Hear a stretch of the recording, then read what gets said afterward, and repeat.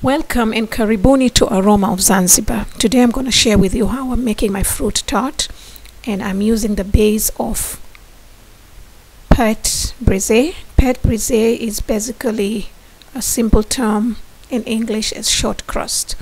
So I've got my flour and my butter in this bowl with a pedal attachment, and it was kept in the fridge for about 20 minutes. It's very important to have your ingredients as cold as possible, and my butter is cut into small cubes, and I'm going to be using ice cold water.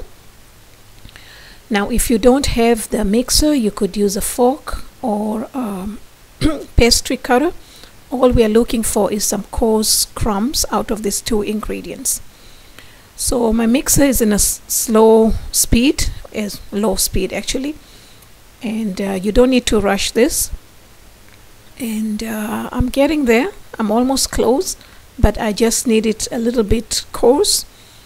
And don't worry if your butter is not totally, crumped. That's fine. That's what's gonna make your crust flaky.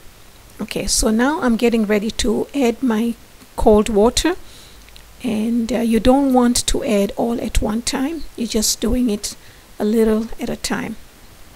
And also for this dough, we are not going to really knead it. It's just little. Just bring it together, well combined, and that's about it.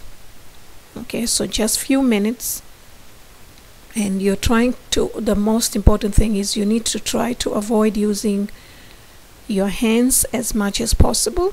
So even if you're using a fork, you want to do this as quickly as possible. Okay, so I've got my dough here. I'm gonna make it into a disc shape because it's gonna be easy to roll it out, and I'm going to put this in the fridge for about 4 hours. This is very important because otherwise your dough is gonna shrink or pull away while baking your tarts.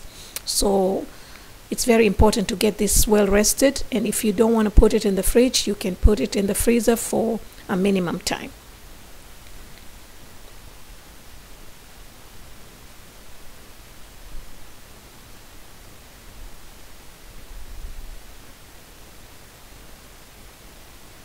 Okay, now my dough is well rested, as you can see here. So I'm gonna roll out, and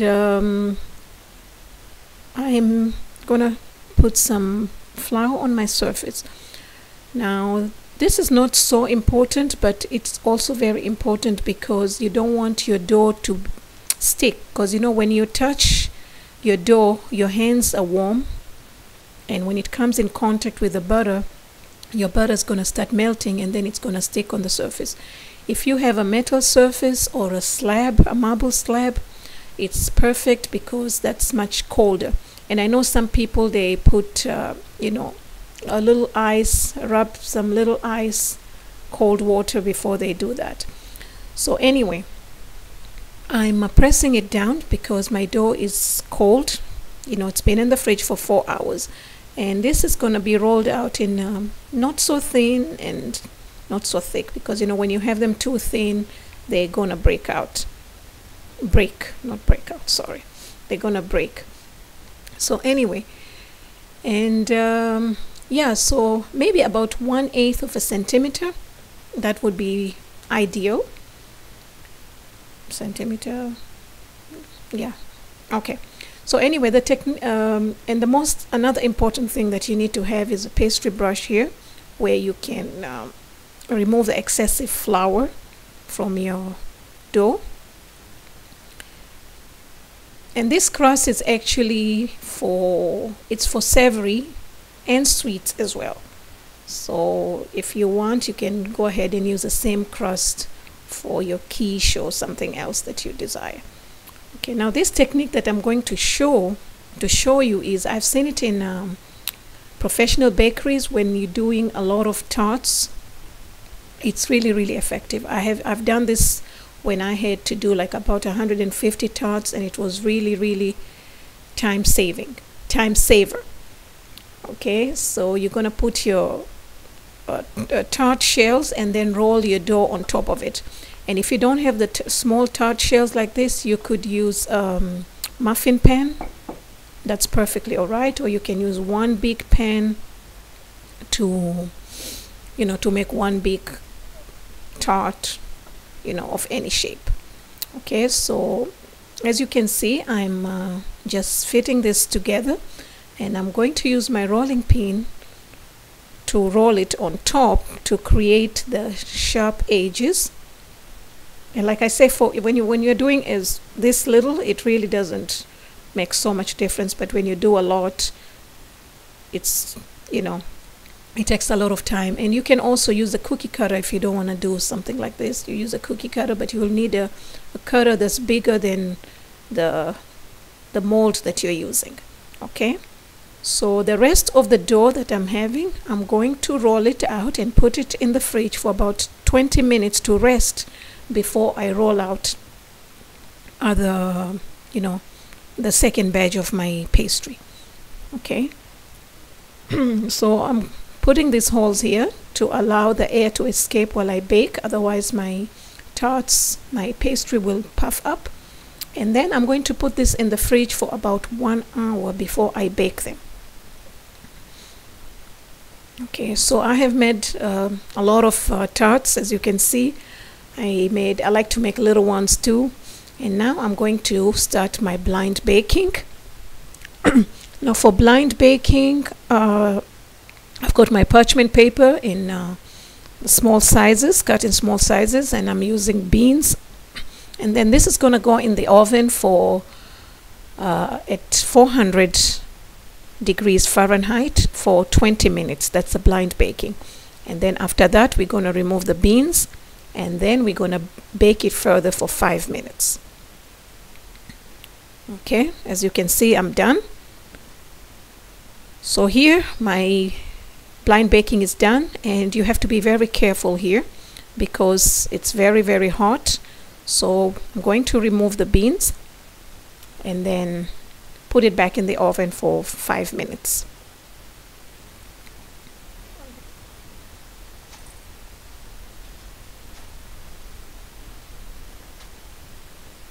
Okay, so my tarts are done. Some of them I think they're browns. It depends. My oven is not really consistent. So now they're well cooled. Okay, you have to make sure they're very well cooled before you start adding your filling. Now you can do any filling you want. I'm using a strawberry glaze that I created with honey. I made, and I'm using this as a glue to coat my pistachios. But you don't have to use pistachios. There are varieties and millions of flavors that you can work with. Okay. So, but I like, sometimes I like to go fancy. I love pistachios. Never mind. Anyways, so for this, I'm going to use my, passion fruit curd that I have made in advance. I've got the video for it. I will try and get it out as soon as I can.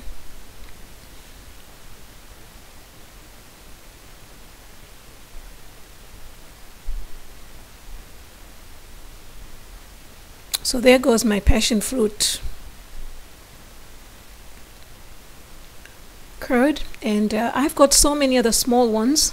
I like to do the small tarts simply because it allows me to make different flavors, because you can afford to eat more than one or two, if you really want to indulge. So, when I make small ones, then it's easy, to have an option, choice. I like to give people choices, so even if you don't like one flavor, then you have a choice of another flavor. Okay, so anyway, I'm just spreading this to make it look even, and then I'm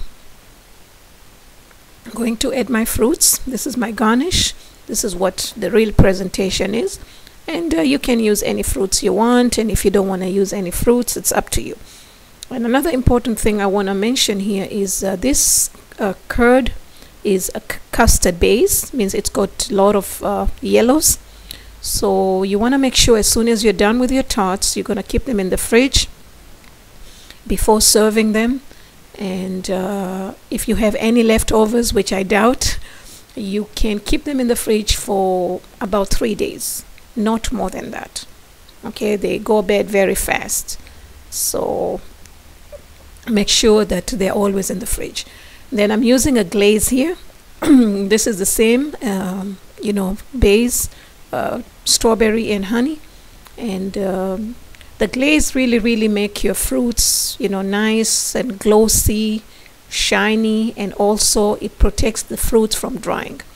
And like I say, you can use any fruits. You can make them as fancy as you want, or you can make them as simple as you want.